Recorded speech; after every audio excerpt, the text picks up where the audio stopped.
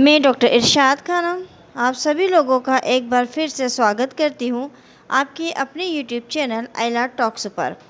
मित्रों, हाल ही में ज्ञान वापी परिसर में जो विवाद आया है शिवलिंग के विषय में और जिसमें मुकदमा कोर्ट तक पहुँच गया है, उसमें मुस्लिम पक्ष की ओर से एक अधिनियम की चर्चा की जा रही है और वो है प्लेस ऑफ वर्शिप एक्ट अर्थात पूजा स्थल अधिनियम।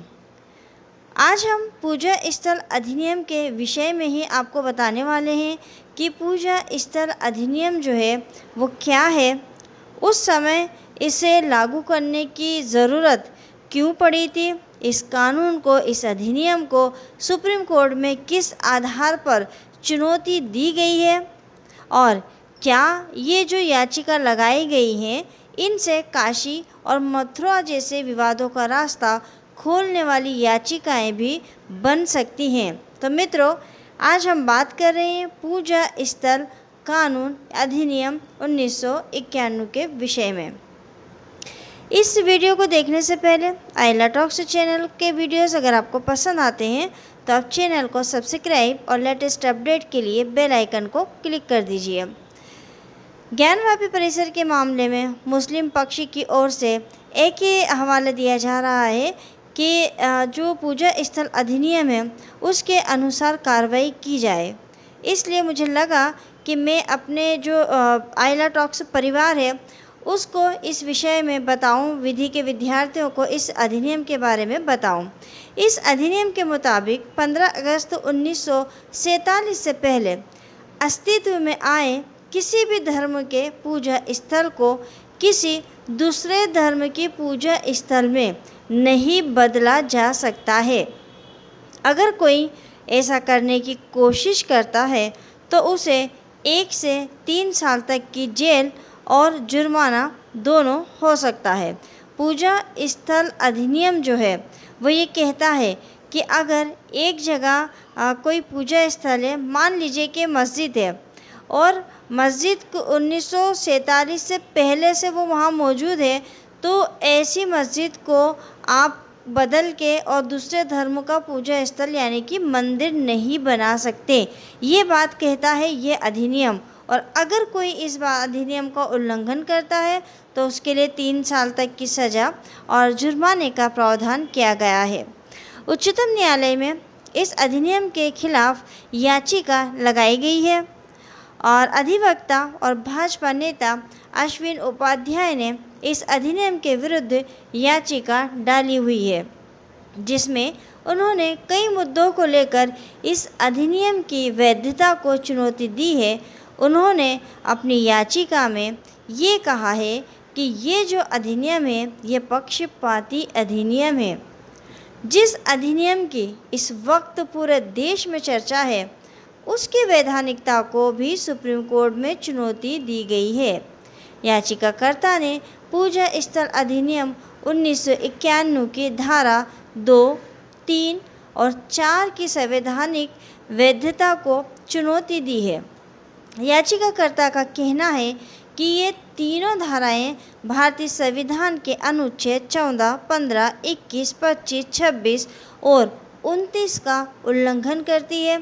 याचिका के मुताबिक ये सभी हमारे संविधान की मूल भावना और प्रस्तावना के खिलाफ है। जो मौलिक अधिकार हमको दिए गए हैं उसके खिलाफ ये अधिनियम है।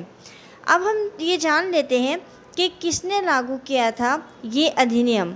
1991 में तत्कालीन प्रधानमंत्री PV नरसिम्हा राव सरकार ने पूजा स्थल अधिनियम को लागू किया था।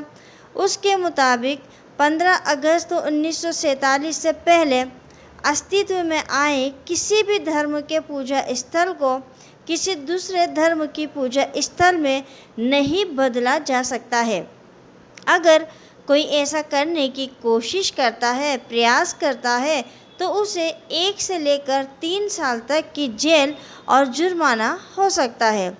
अयोध्या का मामला उस वक्त कोर्ट में था, इसलिए उसे इस अधिनियम से अलग रखा गया था।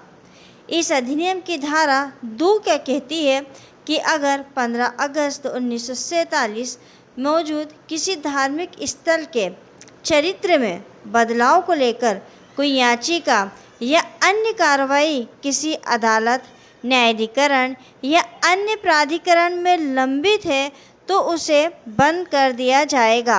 अधिनियम की धारा 3 ये कहती है कि किसी पूजा स्थल को पूरी तरह या आंशिक रूप से किसी दूसरे धर्म की पूजा स्थल में बदलने पर रोक लगा दी गई है।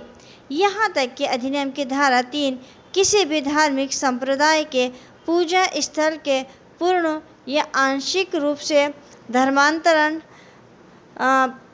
को एक अलग धार्मिक संप्रदाय की पूजा स्थल या एक ही धार्मिक संप्रदाय के एक अलग खंड में बदलने पर रोक लगाती है। अधिनियम की धारा 4(1) ये कहती है कि 15 अगस्त 1947 को किसी पूजा स्थल का जो चरित्र था उसे वैसा ही बनाए रखना होगा। धारा 4 उपधारा 2 की अगर हम बात करें तो इसके प्रावधान उन मुकदमों, अपीलों और कानूनी कार्यवाही को रोकने की बात करता है जो पूजा स्थल कानून के लागू होने की तिथि पर लंबित है। इसके साथ ही ये धारा किसी नए मामले को दायर करने पर भी रोक लगाती है। धारा 5 ये कहती है कि पूजा स्थल कानून जो है या अधिनियम जो है राम जन्मभूमि से जुड़े मुकदमों पर लागू नहीं होगी, यानी उसके ऊपर किसी भी प्रकार का रोक नहीं लगाएगी। तो इस प्रकार से ये इसकी 2, 3, 4, 5 धाराएं हैं जिनमें कुल मिलाकर ये बात कही गई है कि 1947 के समय में या उसके पश्चात या पहले अगर कोई पूजा स्थल है तो वो जैसा है उसको वैसे ही रहने दिया जाएगा और उसमें किसी भी तरह का कोई बदलाव नहीं किया जाएगा। और इसी अधिनियम की वैधता को न्यायालय में चुनौती दी गई है और इसके लिए याचिकाएं लगाई गई हैं। कौन बनाया था, ये क्यों बनाया गया था ये अधिनियम? अब अधिनियम किसने बनाया था, कौन ने बनाया था? तो नरसिम्हा राव ने बनाया था। अब क्यों बनाया गया था ये अधिनियम?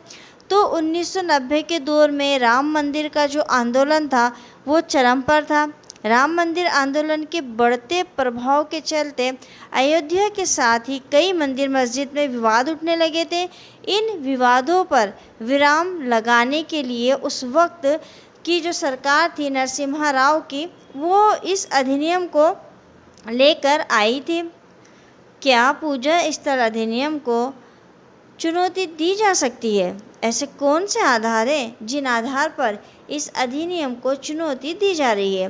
इस अधिनियम को चुनौती देने वाली कम से कम 2 याचिकाएं कोर्ट में विचाराधीन हैं। इनमें से एक याचिका लखनऊ के विश्वभद्र पुजारी पुरोहित महासंघ और कुछ अन्य सनातन धर्म के लोगों की है और दूसरी याचिका जो है वो भाजपा नेता और वकील अश्विन उपाध्याय ने लगाई है। दोनों याचिकाएं सुप्रीम कोर्ट में विचाराधीन है। याचिकाकर्ताओं का ये कहना है कि ये अधिनियम न्यायिक समीक्षा पर रोक लगाता है जो संविधान की बुनियादी विशेषता है। इसके साथ ही ये अधिनियम एक मनमाना और तर्कहीन अधिनियम है जो हिंदू, जैन, बुद्ध और सिख धर्म के अनुयायियों के अधिकारों को कम करता है। अश्विन उपाध्याय की याचिका पर मार्च 2021 में सुप्रीम कोर्ट ने केंद्र को नोटिस जारी किया था। हालांकि केंद्र की तरफ से अभी तक कोर्ट में किसी भी प्रकार का कोई जवाब दाखिल नहीं किया गया है। याचिकाकर्ता ने जो याचिका लगाई है उसके कुछ आधार थे और उन आधारों पर उसने एक PIL लगाकर और इसके बारे में, इसके विषय में इस अधिनियम को असंवैधानिक घोषित करने की बात कही थी। अब प्रश्न ये उठता है कि क्या इस अधिनियम का विरोध पहली बार हो रहा है? क्या पहली बार लोग कह रहे हैं कि ये अधिनियम जो है ये भारत के संविधान के विपरीत है, ये मौलिक अधिकारों का हनन करता है? जुलाई 1991 में जब केंद्र सरकार ये अधिनियम लेकर आई थी तब भी संसद ने भाजपा ने इसका विरोध किया था। उस वक्त राज्यसभा में अरुण जेटली और लोकसभा में उमा भारती ने इस मामले को संयुक्त संसदीय समिति के पास भेजने की मांग की थी। अयोध्या मामले का फैसला आने के बाद एक बार फिर काशी और मथुरा सहित देश के करीब 100 पूजा स्थलों पर मंदिर की जमीन होने को लेकर दावेदारी की जा रही है, लेकिन 1991 के अधिनियम के चलते दावा करने वाले कोर्ट नहीं जा सकते। ज्ञानवापी में भी इस अधिनियम के उल्लंघन की बात मुस्लिम कह रहे हैं। जब धर्म स्थल की दावेदारी को लेकर कोर्ट नहीं जा सकते तो कोर्ट में फिर मुकदमे कैसे चल रहे हैं? ये अधिनियम ये कहता है कि आप धर्म स्थल की दावेदारी को लेकर न्यायालय में कोई केस नहीं लगाएंगे। हम फिर भी देख रहे हैं कि इस चीज़ को लेकर न्यायालय में केस चल रहे हैं, PIL लगी हुई है। ज्ञानवापी से ही जुड़े एक और मामले में याचिकाकर्ता और वकील रंजना अग्निहोत्री कहती हैं कि 1991 का पूजा स्थल कानून किसी धर्म स्थल के धार्मिक प्रारूप को नहीं बदलने की बात कहता है। ज्ञानवापी का धार्मिक प्रारूप कहता है कि 1947 से पहले यहाँ माता श्रृंगार गौरी की पूजा हर रोज़ होती रही है। 1991 तक उनकी पूजा होती रही है और अभी भी साल में एक बार इसकी पूजा हो रही है। अब वहाँ शिवलिंग मिला है। एडवोकेट अग्निहोत्री कहते हैं कि किसी स्थान पर नमाज पढ़ने मात्र से उस स्थान का धार्मिक प्रारूप नहीं बदलता है। ये मैं आपको यहाँ इसलिए सब चीज़ें बता रही हूँ कि इन्हीं आधारों पर सुप्रीम कोर्ट में याचिका लगाई गई है।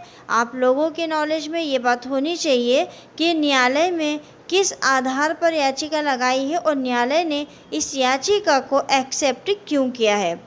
अपने मामले को लेकर एक और तर्क दिया गया है। उनका कहना है कि पूजा स्थल अधिनियम 1991 में बना, जबकि उसके पहले 1983 में काशी विश्वनाथ एक्ट बन चुका है। ये पूरा परिसर काशी विश्वनाथ एक्ट के तहत संचालित होता है। वो कहती हैं कि 1991 का एक्ट ये भी कहता है कि वे एक्ट उन परिसरों पर लागू होगा जो किसी और एक्ट से संचालित होते हैं, यानी कि पूजा स्थल अधिनियम बनने के बाद भी काशी विश्वनाथ एक्ट जो है वो प्रभावी रहेगा। एडवोकेट अग्निहोत्री आगे ये भी कहती हैं कि इन्हीं दो अहम आधारों पर उनकी याचिका को सुप्रीम कोर्ट में स्वीकार किया गया है। ये यहाँ डिटेल बताने की ज़रूरत इसलिए पड़ी है कि आम लोगों को और विधि के विद्यार्थियों को ये पता होना चाहिए कि सुप्रीम कोर्ट में याचिका किस आधार पर लगाई गई है और सुप्रीम कोर्ट ने क्यों इन याचिकाओं को स्वीकार किया। वहीं याचिका की वैधानिकता को चुनौती देने वाली याचिका लगाने वाले अश्विन उपाध्याय का कहना है कि उनकी याचिका किसी धर्म स्थल की दावेदारी को लेकर नहीं लगाई गई है, बल्कि इस याचिका में तो दावेदारी पर रोक लगाने वाले 1991 के अधिनियम की वैधानिकता को चुनौती दी गई है। उनका कहना है कि ये अधिनियम भेदभावपूर्ण, मौलिक अधिकारों का उल्लंघन करने वाला है। उनकी याचिका में इस अधिनियम की धारा 2, 3, 4 को रद्द करने की मांग की गई है। याचिकाकर्ता का कहना है कि ये धाराएं 1192 से लेकर 1947 के दौरान आक्रांताओं द्वारा गैर कानूनी रूप से स्थापित किए गए पूजा स्थलों को कानूनी मान्यता देती है और इसलिए इस धारा को जो है ख़त्म कर देना चाहिए। याचिका में कहा गया है कि इस एक्ट में, इस अधिनियम में राम जन्मभूमि का जिक्र है और उसे अधिनियम के दायरे से अलग रखा गया है, लेकिन कृष्ण जन्मभूमि को नहीं रखा गया है, जबकि राम और कृष्ण दोनों ही विष्णु का अवतार है। ऐसे में ये कानून संविधान के आर्टिकल अनुच्छेद 14 और 15 का उल्लंघन करता है, जो कि सभी को समानता का अधिकार देता है। तो मित्रों, आज के इस वीडियो में हमने ये जाना कि पूजा स्थल अधिनियम क्या है, पूजा स्थल अधिनियम की तरफ से जो ये केस में जो हवाला दिया जा रहा है मुस्लिमों की तरफ से, क्यों दिया जा रहा है, इसकी क्या वजह है।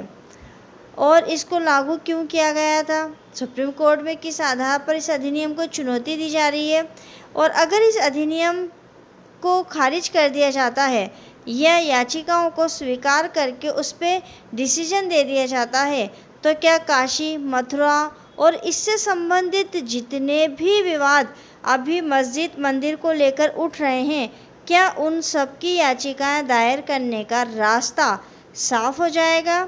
ये हम देखेंगे आने वाले समय में कि क्या कंडीशन बनती है, क्या हालात बनते हैं।